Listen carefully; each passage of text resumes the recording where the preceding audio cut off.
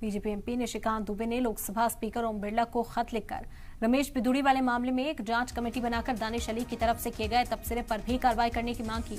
निशिकांत दुबे ने लोकसभा स्पीकर को खत लिखा है। इस खत में लिखा गया कि एक तरफा कार्रवाई न की जाए। निशिकांत दुबे के मुताबिक रमेश बिधूड़ी ने जो कहा वो ठीक नहीं था।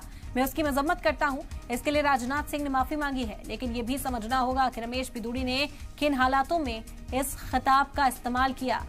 ये खत आप इस वक्त देख सकते हैं। निशिकांत दुबे की ओर से लोकसभा स्पीकर ओम बिरला को भेजा गया है। कहा गया कि एक तरफा कार्रवाई न की जाए, महज रमेश बिधूड़ी का बयान न सुना जाए। दानिश अली की ओर से क्या कुछ कहा गया था उस पर भी गौर किया जाना चाहिए और कार्रवाई दोनों तरफ होनी चाहिए। उन्होंने कहा कि मजम्मत रमेश बिधूड़ी के बयान की भी की जानी चाहिए, क्योंकि जिस तरह से गैर मुनासिब शब्दों का इस्तेमाल उन्होंने पार्लियामेंट के अंदर किया था उसे बर्दाश्त नहीं किया जाना चाहिए। लेकिन ये भी समझने की जरूरत है कि आखिर ऐसे खिताब का इस्तेमाल क्यों किया गया।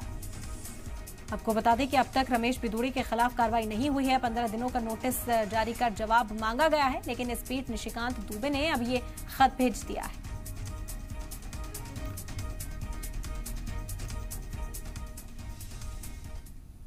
और इस मामले पर खुद दानिश अली ने जी मीडिया से खास बातचीत की। 2 दिन से ज्यादा समय बीत जाने के बाद कार्रवाई तो नहीं हुई, लेकिन आरोप जरूर लगाए गए। 2 सांसदों ने दानिश भाई अब लेटर लिखा, जिस तरीके से आरोप पता लगे, किस तरीके से देखते हैं? कार्रवाई तो की नहीं गई, उल्टा आरोप प्रत्यारोप जरूर शुरू हो गया। ये तो बीजेपी का जो असली चेहरा है मखौटा उतर गया।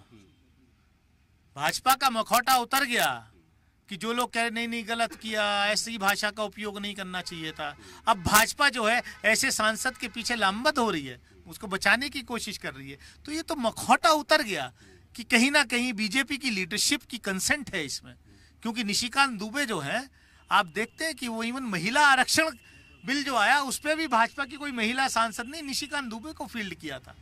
तो ये तो पूरा बीजेपी का क्राइसिस मैनेजमेंट ग्रुप ने बैठ करके तय किया है। आपने कहा कि ये प्लान है, एक तरीके से प्लान करके, क्योंकि वर्बली लिंचिंग संसद के अंदर हुई और बाहर तो आम करने की कोशिश की जा रही है। एक तरीके से लोगों को तैयार किया जा रहा है। जो नफरत की दुकान बाहर लगाते थे वो संसद में लगा दी।